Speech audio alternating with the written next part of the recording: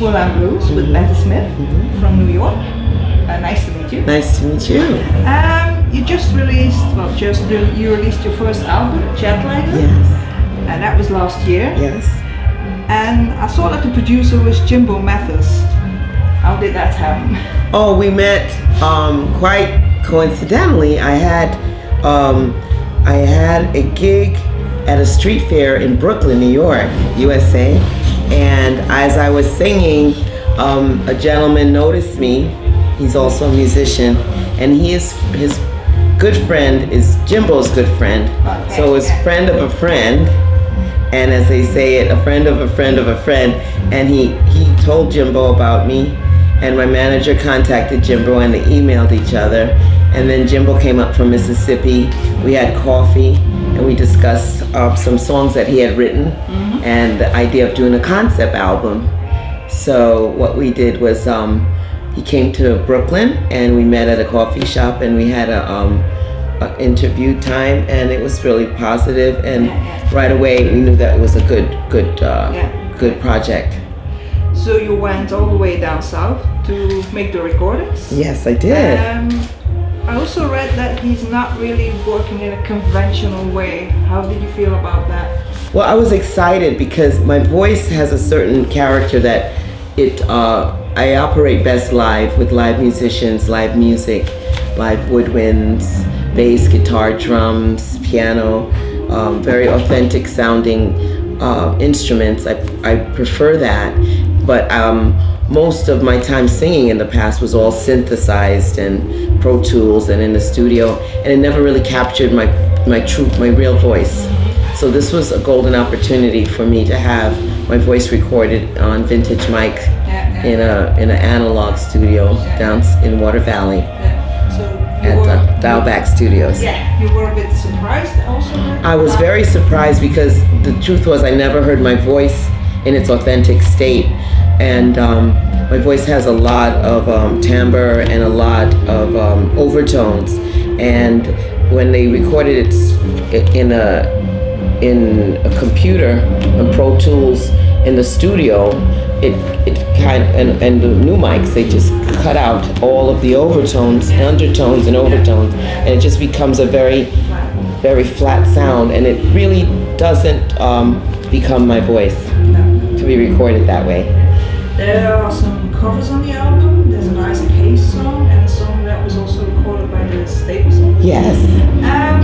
Do you see yourself more in the Stax corner of the soul music or in the Motown? Which is more? I'm definitely more Stax corner of the venue. Yes. Let's go back to your origins. You're from New York. Yes. And you're from a very religious background. Yes. You sang in church as a young girl. Yes. So when did you become aware that you could deliver a message with your voice? Well, actually quite recently. I always had a father who was a choir director, and he was very adamant to have me just do gospel music. So being that I grew up in the church, it was frowned upon to sing any music other than spiritual music. But after my father passed, he passed in 2012, I visited my brother who was also sick shortly thereafter. And before he died, he told me that he wanted me to follow my dreams, and he knew that I always loved singing and loved music, especially soul music. And even though I had repressed this, because I didn't want to offend my parents and my upbringing. So he made me promise him on his deathbed that I should sing the songs that I really love and be true to my dream and be true to my heart. So you don't feel that while you were singing in church and singing gospel music that you were delivering a message that? I didn't feel as connected. I didn't feel as connected. I always loved the spiritual music. I still do. But I didn't feel that it gave the message that I wanted to give, which is to follow your dreams, no matter how near, no matter how far. So do you still love to sing gospel? I do sing gospel. When I'm in church, I love it, yes. So you regularly go back to church? Yes, I do. Yes, I do. So how did you get in touch with the more Well, my brother, Junior, the older brother that I was talking about earlier, he used to take me to the Apollo Theater. He used to sneak me out and expose me to this incredible Otis Redding, Aretha Franklin, the Blue Velvet, all the soul icons that passed through Harlem back in the day.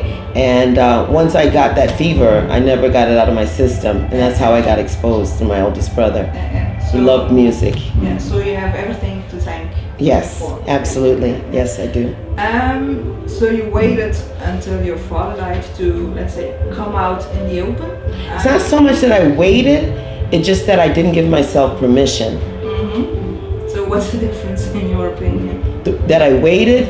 Well, if he had stayed alive, maybe at some point I would have given myself permission. Mm-hmm. But while he was alive, it just coincidentally, I did not give myself permission to find my voice and be my true self. Mm-hmm. As you mentioned, you're from a neighborhood in Brooklyn, New York. Yes. It was Bette-Julie? It's Bedford-Stuyvesant. Yes. Yeah, it's called Bed-Stuy for short. Bed-Stuy, okay. Like sty in your eye. Yeah.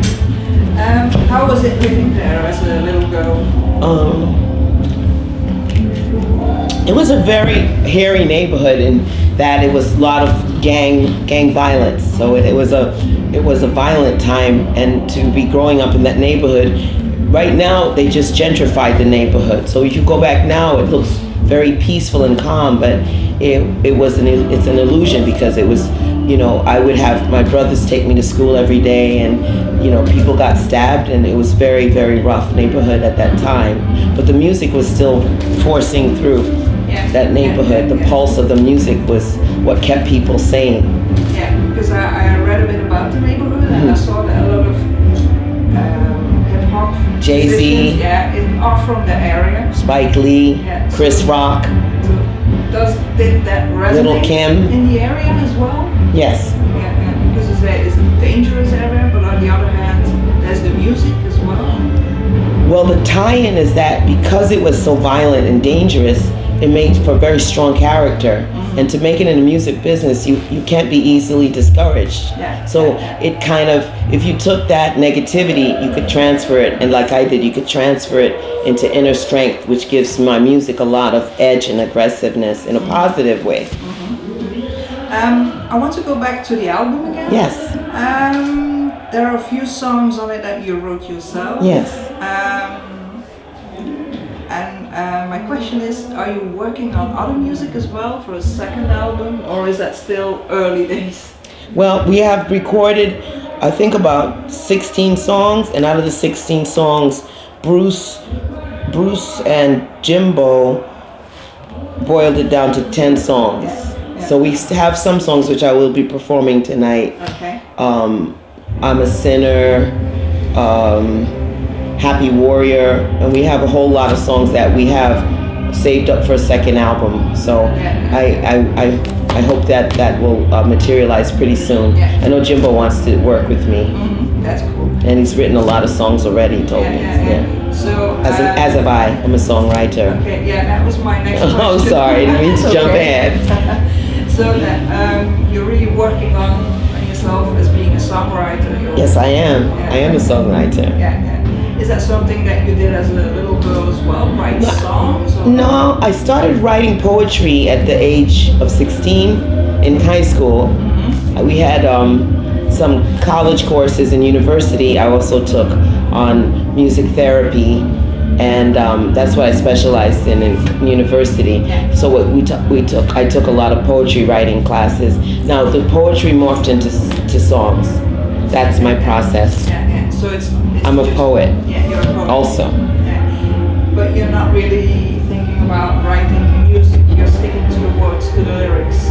No, all the songs I write the poet. My process is I write the poem, and then the music comes to me. I write on my guitar. Yeah. Okay. Can you tell me something about the title song, Jetlagger? I think you wrote that yourself. Yes, I wrote that with also my manager, Danny Lerner.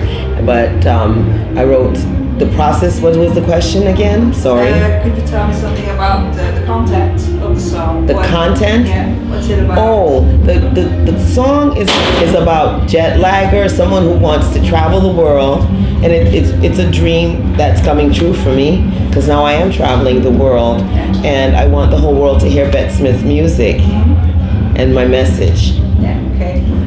There's also a song on the album called Man Child. Yes. I don't think you wrote that. No, Jimbo wrote Man Child for me, especially for me.